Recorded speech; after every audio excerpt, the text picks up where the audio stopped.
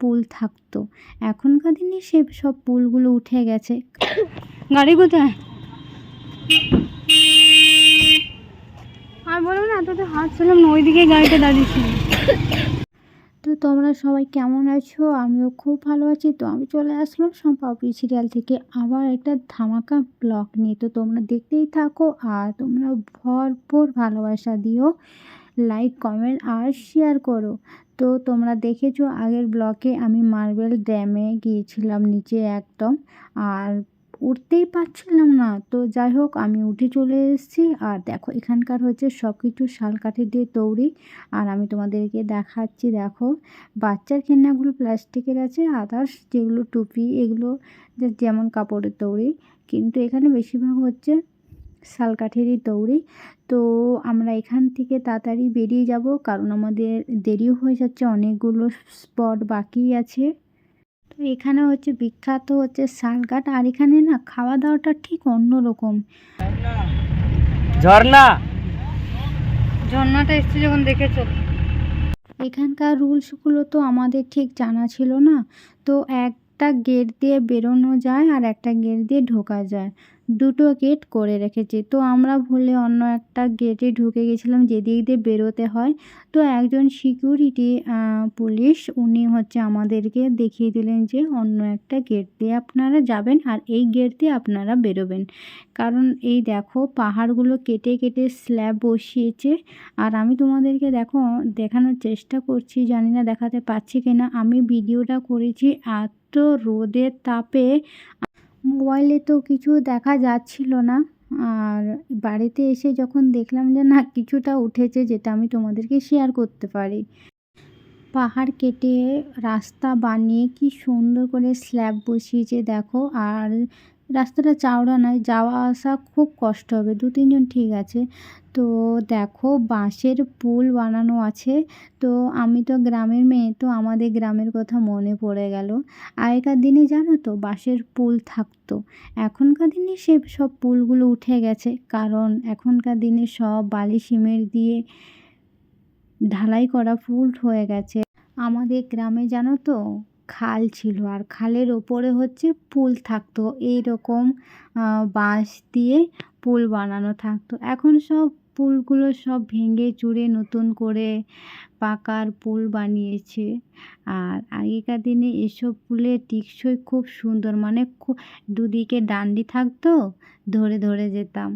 তো চলো দেখো আমি একটা ছোট্ট ঝর্ণায় চলে এসেছি, দেখাচ্ছি তোমাদেরকে। আর ছোটোবেলার কথাগুলো অনেক মনে পড়ে যাচ্ছে আজ।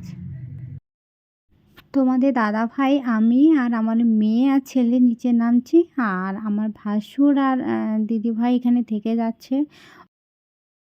কোমরে হচ্ছে লেগে আছে, তাই হচ্ছে দিদিভাই নিচে নামবে না, আর দিদিভাই পারবেও না, এত 400 সিঁড়ি নিচে নেমে যাওয়াটা সম্ভবও নয়। তো তাই দিদিভাই আর দাদাভাই উপরে থেকে যাচ্ছে আর আমরা নিচের দিকে যাচ্ছি। দেখা যাক কতটা যেতে পারি আর কতটা তোমাদের দেখাতে পারি। তো তোমার দাদাভাই না বলছিল যাবে না, তো আমি তোমাদের দাদাভাইকে জোর করে নিচে নামাচ্ছি। দেখা যাক 400টা সিঁড়ি পার করতে পারবো কি না। তো দেখো কতটা নিচু, আমার দেখেই ভয় করছে। আর কি বলো তো, মানে বেশি তো রাস্তাটা চওড়া নয়, কিছু লোক এই দিকে উঠে আসছে আর কিছু লোক নেমে যাচ্ছে। আর একটা গেট আছে যেটা বেরোনোর জায়গায়, কিন্তু অনেকে কি বলুন তো খুঁজে পাচ্ছে না হয়তো ঠিক, তাই হচ্ছে ওরা হচ্ছে এই রাস্তা দিয়েই বেরিয়ে যাচ্ছে। আর কিছু কিছু মানুষ ওই গেটটা দিয়ে, যেটা আমরা ফার্স্ট ঢুকেছিলাম ওই গেটটা দিয়ে বেরোচ্ছিলাম। আর নামতে পারছি না, আর পা চলছে না, আর চলতে পারছি না। প্লিজ তোমরা কেউ কোলে নিও, নাহলে দাঁড়াম করে পড়ে যাবো। এবার পড়ে যাবো মনে হচ্ছে। গাড়ি কোথায়? আর বলবো না, তোদের হাঁটছিলাম না, ওইদিকে গাড়িটা দাঁড়িয়েছিল। চলো আবার ব্যাকে ঘুরে। ব্যাকে যাবে কোথায়? দাঁড়া, গাড়ি কোথায় ছিল? তো চলো, ভাইটা কোথায় গাড়ি বসেছিল? ভাই কোথায় বসেছে? হ্যাঁ ও নামে না, চলো ও আছে, ইয়ার বোন আছে। চলো যাই।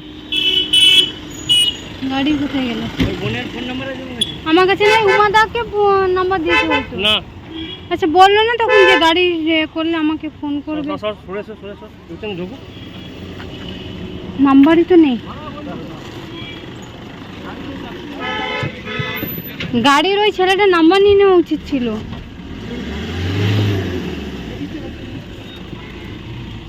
গাড়িটা আরে ওই দিকে গাড়ি দাঁড়িয়ে ছিল, অনেকটা হেঁটে চলে এসেছি আমরা।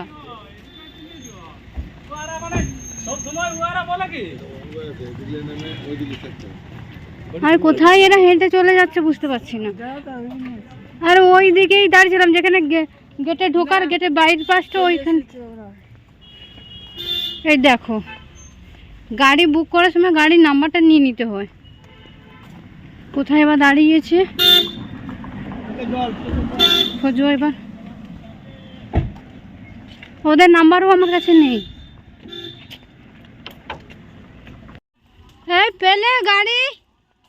তোমরা প্লিজ আমাদের মতন ভুল করতে যেও না। আমরা বিশাল বড় একটা ভুল করেছি। গাড়ি তো বুকিং করেছে তোমাদের দাদাভাই, নাম্বারটা নিতেই ভুলে গেছে।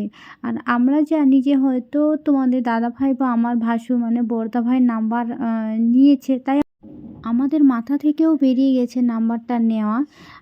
আর যাদের সঙ্গে শেয়ার করেছি আমরা এসে, তাদের নাম্বারটাও নিতে ভুলে গেছি। এবার ওরা বেরিয়ে গেছে অন্যদিকে, আমরা বেরিয়ে গেছি অন্যদিকে, যে যার মতন ঘুরছে। এবার গাড়িটা যেখানে দাঁড়ানোর কথা ছিল, যেখানে দাঁড়িয়ে ছিল, সেখানে আর খুঁজে পাচ্ছি না। বা ওইদিকে ঘুরিয়ে নিয়েছে ওইদিকে যাওয়ার জন্যে। তা ঠিক আছে,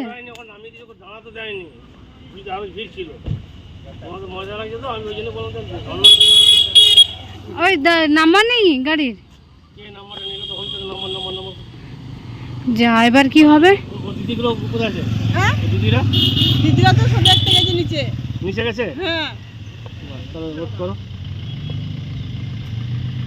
ওরা আবার কোন দিকে খুঁজে যাবে? আমরাও বেরিয়ে চলে এসেছি। ওরা নিচে নিচে নেমেছে, তোমার দেখলে তুই শিওর? আমাদের সঙ্গে গেল নিচে। না আমি কিন্তু দেখিনি। আরে ওই প্রথমে ভাইটাই বসলো। আমরা আগে বেরিয়ে চলে এসেছি। দিদিটা আছে। হ্যাঁ। বড় দিদিটা আছে। ও ব্যাগ দিতে বললি না? না এখানে আমি ফোন করছি। অনেক খোঁজার পর ফাইনালি গাড়িটা আমরা পেয়ে গেছি। আর সব মানে ক্লিপগুলো আমি দেখাতে পাচ্ছি না, মানে অনেকটা হাঁটতে হয়েছে, প্রায় 2-3 কিলোমিটার হাঁটতে তো হয়েছে। হ্যাঁ গাড়িটা আমাদের পেয়েছে, ফোন করলেই তো হয়ে যায়। এর বাবা আমার ফোন হচ্ছে না বলেই তো আমি ফোনকে ফোন করালাম। নেটওয়ার্কের প্রবলেম হচ্ছে। চলো চলো চলো। আরে বাচ্চা নিয়ে হাঁটাটা তো সম্ভব না। এত সিঁড়ি বয়ে উঠলাম, নিচে নামলাম, তারপরে এতটা রাস্তা হাঁটা শেষ হচ্ছে না গো। বাপরে, বাসটার সামনে অনেকটা দূর, আর পাচ্ছি না। 4 কিলোমিটার হয়ে গেল। হ্যাঁ হ্যাঁ এই তো, হ্যাঁ ওই ওই যে এইটার পরের গাড়িটা, ওই তো সেকেন্ডটা, ওই যে 94 লাস্টে লেখা আছে। এই তো 22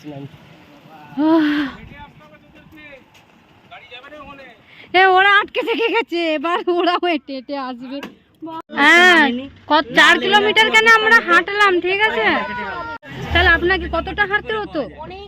হ্যাঁ আমরা কতটা সিঁড়ি নেমেছি, উঠেছি, আবার কতটা এগিয়ে এসছি হেঁটে হেঁটে, আর পাচ্ছি না। লাস্টে ও আবার ফোন করলো। আমরা যে প্যাকেজে এসছি যে দাদাটার সঙ্গে, ওই দাদাটার সঙ্গে ফোন করে এনার নাম্বার নিয়ে এনার সঙ্গে যোগাযোগ করে তারপর জানতে পারলাম গাড়ি এখানে আছে। তো ফাইনালি আমরা তো গাড়ি পেয়ে গেছি। আর একজন দিদি ভাইরা, তারা হচ্ছে আমাদের সঙ্গে শেয়ার করেছিল, তাদেরও নাম্বার আমাদের কাছে ছিল না। তো তাদের নাম্বারও এখন বর্তমান আমরা পেয়ে গেছি। হচ্ছে একজন দাদার সঙ্গে যোগাযোগ করার পর আমরা নাম্বারটা পেয়ে গেছি। তো ওরা এখন অন্য জায়গায় আছে, ওরাও আসছে।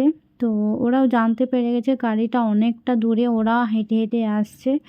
তো এই ভুলটা প্লিজ তোমরা কেউ করতে যেও না। গাড়ি বুকিং করলে তোমরা প্লিজ নাম্বারটা নিয়ে নিও। এটা তো জানতে পারবে গাড়ি কতটা দূরে ডাউনে নেমেছে না উঠেছে, মানে এখানে একটা অন্যরকম থাকে যে ডাউনের দিকে তোমার গাড়ি একদিকে আসবে একদিক দিয়ে নামবে।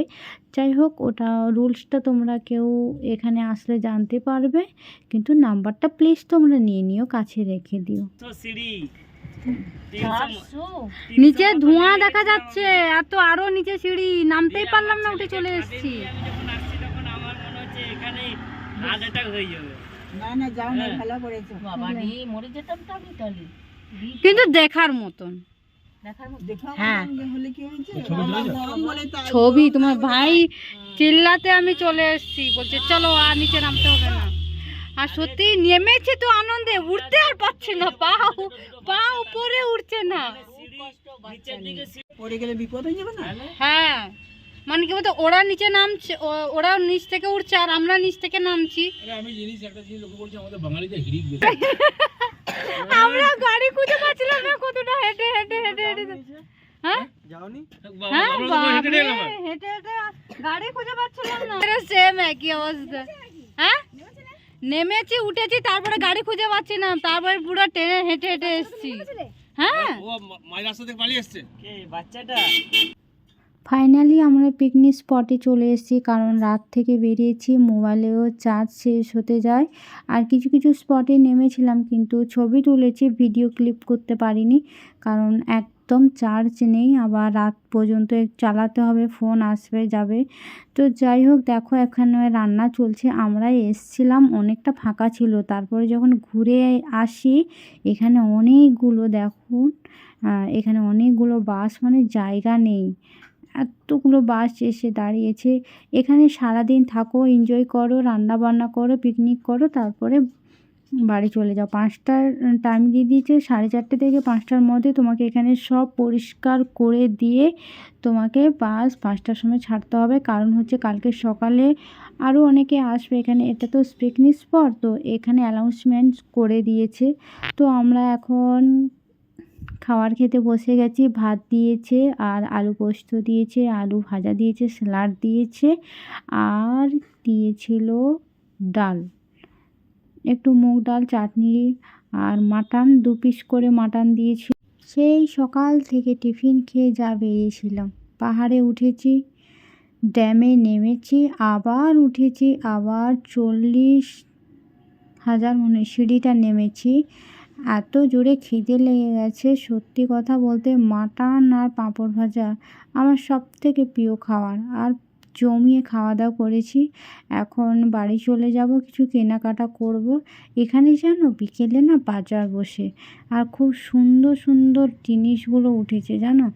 এত পুতুল না, এই ছোট ছোট পুতুলগুলো বলছে 100-150 টাকা, একটুও দাম কমাচ্ছে না। পিকনিক স্পট বলে একটুও দাম কম করছে না।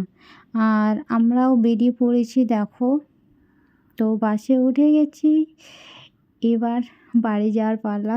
তো ভিডিওটা এই পর্যন্ত, সবাই ভালো থাকবেন বন্ধুরা, আর ঠান্ডাতে সাবধানে থেকো। ব্লগটা এই পর্যন্ত, লাইক কমেন্ট আর শেয়ার করবেন ভালো লাগলে। টাটা, বাই বাই, সবাই ভালো থেকো, সুস্থ থেকো। আর আমি তোমাদের দেখাচ্ছি, দেখো এই সকালে বাসটা পুরো খালি হয়ে গেছে, আমরা আস্তে আস্তে করে নেমে যাচ্ছি। তো আমরা এই নামবো, কারণ আমাদের স্ট্রিটে চলে এসেছি।